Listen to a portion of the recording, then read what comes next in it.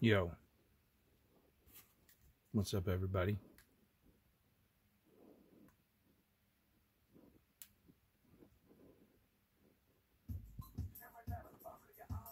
We got the haul for the last 2 weeks here. Before I get to that, I'm gonna start right here with Marvel, with your Immortal Hulk 27,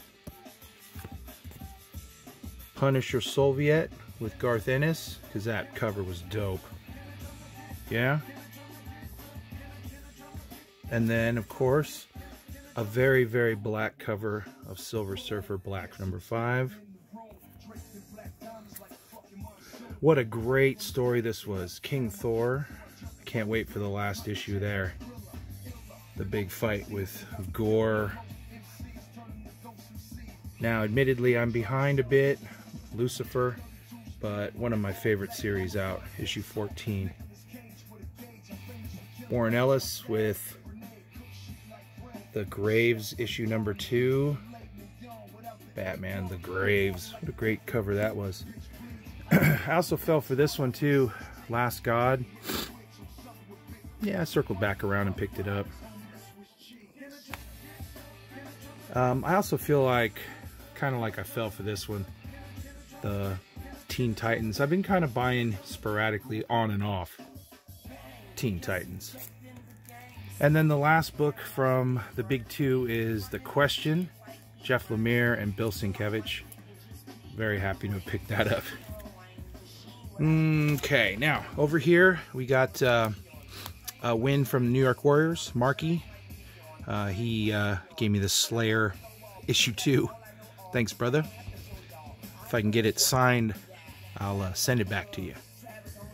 Beyond the Demon the Sea. This Source Point one-shot. He also got me this Undiscovered Country number 1. And this one here, this Undiscovered Country. Just a killer cover. You can just in the back see the faded Uncle Sam pointing at you.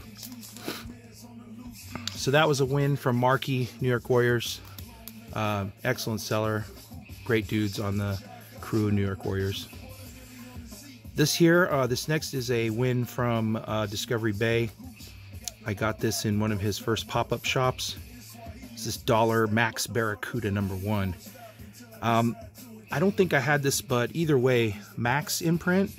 Max only printed one time. They never did multiple printings of the Max, so the print runs are what they were. This also, this is Perillo. Just fantastic cover. All right, let's go to indies. One of my favorite books that I read recently was this, Ginseng Roots. Basically a story of, about a kid who liked comics. Just happened to grow up in a place that made ginseng. There's issue 2 here. It's a smaller size comic and kind of hard to find, I think. Not very many printed. Midnight Vista, I read this today, and this was fantastic. The art inside is great, and the story just pops. Digging it. So we're going to go over to Aftershock, You Are Obsolete, number 3. It just kind of, intrigues me. They got Children of the Corn kind of vibe, The children are just, they're just out of control. Here we go. Edgar Allan Poe, The Snifter of Terror. That's probably a homage to Action Comics number 1 from Ahoy Comics. Finally got an issue 6 of Goon. I mean, the Goon. What are you gonna do? But I don't know. The print runs on that started to dry up. I didn't see him around in the comic store. So now this is it's a fantastic cover here that I love it and I hate it. I love it because it's a great cover. I thought it might be Duncan Fegredo, but I could be wrong on that. But either way, it just doesn't have anything that screams Folklords #1. I think right here would have been nice for a little logo, Folklords #1. And I think this would be solid. But it's just a great artwork. And so far, that's the only Folklords one I got. Once in Future #4. You have enough people touting that series of the Return of the King Arthur character. Ronin Island from Boom Studios #4. Or I'm sorry, number 8. And that wasn't the type of cover I'd generally been getting, but I was just happy to find one of them. Count Crowley is #2. It's a short series, but I really liked it. The art inside was great. Speaking of, my God, this was so good. This was so good. The Mask from Dark Horse. So much so, I went and found the issue 1, the issue 2, and the variant issue 2. I already had the variant issue 1, which is that American flag he's standing in front of. But this Mask series is hot, so I'm digging that. Also, Strayed. I had this already, the issue 1, but 2. The Jim Mahfood cover for issue 2. Then this Alexei Zirit cover for issue 3. It's fantastic. Woo! That's awesome. This, I think, is the issue 4. I didn't see any really crazy special covers for it, but I certainly would have looked for it. Legends of the Beast, Iron Maiden, 3 of 5. Just really happy I found that cover. That's nice. Oh, wonderful series, Kanto, #6. Finally got to the end of that series, Kanto. There was some great stuff in here. That middle splash. Boom. Yep. And then one of my favorites covers of the week is actually this 1 in 10, the Kanto #6. So, really like that cover. And then I thought I had it last week, but I did not, so I picked up the Lock and Key special there, Dog Days. Now, Family Tree. She turns into a tree, man. That was crazy. Gideon Falls, that's been a series I've been on from the very beginning. So, I'm going to definitely stick with that. Heart Attack. I read this book. This is really interesting about... Oh, and the art was good. Very, very, very much like Heart Attack. Seeing as how Heartbeat came out the same week as Heart Attack, I wanted to say that my store had a kind of a mess up with the Heartbeats, so I haven't been able to get that one yet. Ice Cream Man, dig it. And I like that cover as opposed to the other. I kind of broke down a little and I picked up Marked, the issue 1 and the issue 2, primarily because they were there. Also, they had the second print, that black covered issue 1. And I almost was going to pick that up, but I don't know why I didn't. Moonshine's back and kicking, issue 13. I was kind of recommended into the possibility of getting Olympia, and I said if I find the Christian Ward variant cover, then I would get it, and I did. The art inside didn't kill me, but hopefully the story will put it over the top. Safe Sex. It's a great series. But not as great as Sea of Stars. Sea of Stars trumps it just a bit.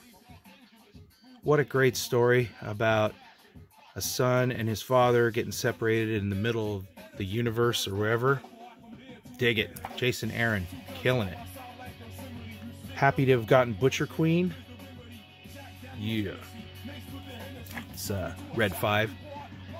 Oh, I got lucky. I found this too. This is the Tank Girl I'm not really sure who does this. It might be Ward, Chris Ward, but could be Glenn Fabray for all I know. I really don't know, but I saw it and I was so lucky that I had a chance. I was really looking forward to this series, Black Stars Above, but I got to admit, I did not like the A cover. Go back and look at that cover again, and what does it look like? Yeah, exactly. So I had to kind of go with the Frank Miller homage-ish cover to Black Stars Above. Was real happy. I only found or saw one copy of this Cult Classics, and so I picked that up. Yeah. Money Shot number 2. Really looking forward to reading that. I skimmed through it. Looks good. So that was nice. And then, of course, just re-showing the issue 2. And the issue 3. That's the B covers, I believe. And then here's the A for issue 2. And the A for issue 3. Boom! That's what's up. Last but not least, on this stack, I got this Kincaid Virgin cover of Carnal Confessions. There were only, I don't know, a couple hundred of these made, but I was real happy to have gotten that. And that was in thanks to Billy from Economics and Comics. So, right on, brother. All right, now, starting here, True Spy. This is about Mata Hari. Very, very happy I found this. Mata Hari was a very interesting character. A lot of text in this book, but some illustrations, and a lot of them are really amazing illustrations. So, very happy to have found True Spy. Also found Grips number 8. Just obscure indie from the early days with Tim Vigil. Same with this Dark Horse Virus number 2. I believe at one time this was made into a movie, and I think there are only 3 issues to this series, maybe 4 at the most, but I saw it and I thought it was cool. A missing issue that I had in a run for the Eagle Comics run of Judge Dredd, issue 16. I finally found a nice condition one. This one here, Laser Eraser and Press Button. This is an obscure comic. Great cover, huh? The reason I have this, though, from Eclipse Comics is because the interior is done by the immensely talented Steve Dillon. And this was pre-Preacher, so his style had not yet completely solidified into what you think of when you think of Preacher or Punisher. But it was still kind of like a combination back in the day of like maybe like Alan Davis influence or something like that. But anyhow, great, and I'm really happy to have found that. A Laser Eraser and Press Button. Also this here, A1 from Eclipse, or from Epic, excuse me. The last one was from Eclipse. And this here is just a ridiculous Biz cover. So that was nice to find. Wow, I was really, really, really happy to have found this, because I went ahead and read this. It's insane. It's like the Joker. I'm so stoked to have found this. And Continuity Comics, Crazy Man number 1. It's an embossed cover. This one here I was also real happy to find, because inside the issue 23 here of Critters, not only do you have Usagi Yojimbo in the first stories, but you also have some Alan Moore, and this book is thick. This book is ginormously thick, and inside they have a 45 record that's inside the pages, and the record is in this one. So I was just real happy to have found that one. I also found these. These are Dr. Fate, the Immortal Dr. Fate number 1 by Walt Simonson. But it's not just the number 1. I found the 2 and the 3 of that Immortal Dr. Fate. Stoked. Also found some unbelievable condition copies of later Mr. Miracle, which was very happy. And as you can see, $4.99 minus 10%. So these are all $4.50. But let me tell you, the condition was unbelievable. I had about 6 or so to choose from. And usually within those 6, at least one of them was looking nice. Same here with issue 20. Yeah, Barda. I also was selective and I bought a couple Weird War Tales. Just the covers were so cool. So I got the Weird War Tales, and I got this one here that the dictator lives again. Yoicks. This one too, this weird mystery. I don't know why, but that cover just seemed like that would be just like a hype cover, you know? But I picked that one up as well. These here, I didn't know whether I had 15 or not. I thought that there's a chance that I might not have had 15, so I picked it up anyway. Then we got Punisher, Suicide Run 87. I know that doesn't seem like a big deal, but this issue 87 and this issue 91 brings me within 1 issue of completing my Volume 1 Punisher. I have 1 issue left, and that's issue 103.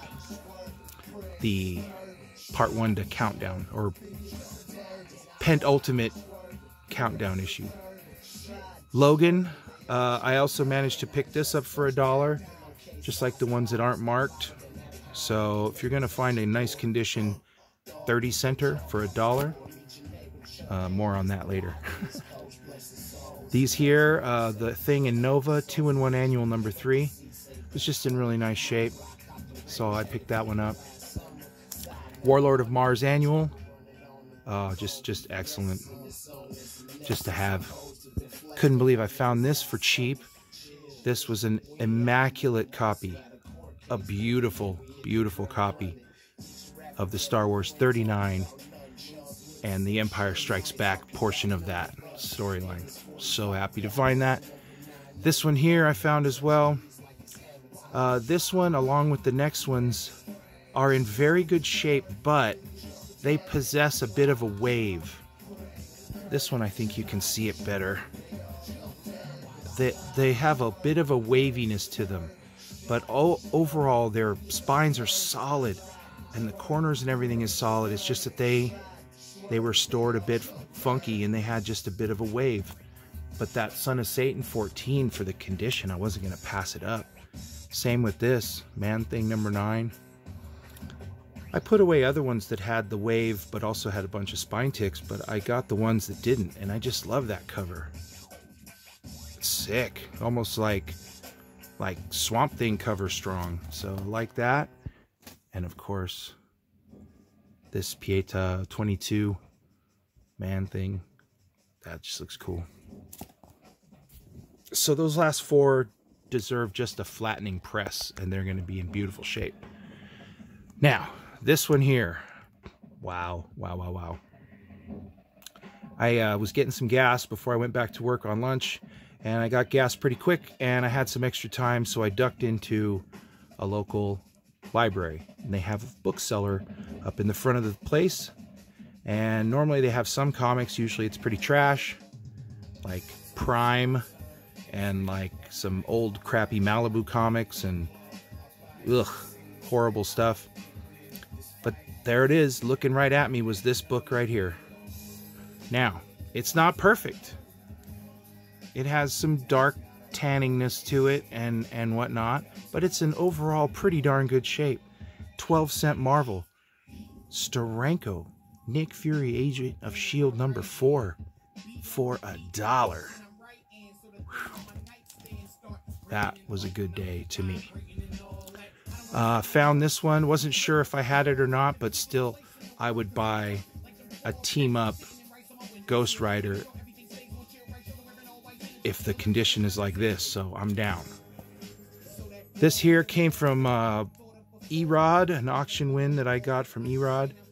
This was an early Werewolf or Spotlight issue number 2, first Werewolf by Night.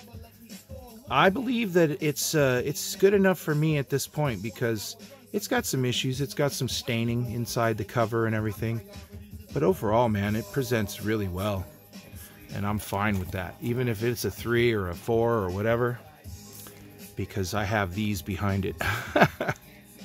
These are insane. I just had to show those again because I just recently got those too. Getting my Werewolf game tight. Oof, nice. And then finally here, I was able to put together, I have an issue 1, but this is the issue 2, 2001. It's crazy. Also really, really good shape on these.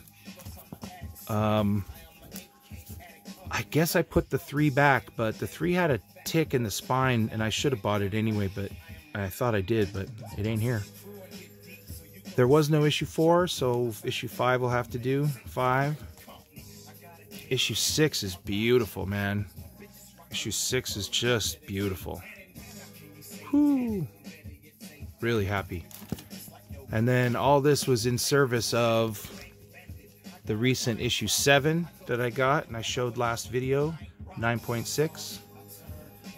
And then, of course, I got the first appearance of Machine Man, issue 8.